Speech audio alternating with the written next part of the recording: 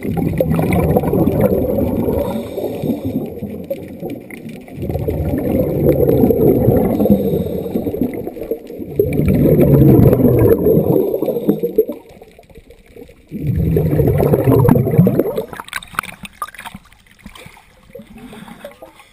more holes, about 6 feet from the bottom. Both holes are about the size of 2 golf balls side by side. Those are at the bottom of that same hole that has the larger hole up towards the top.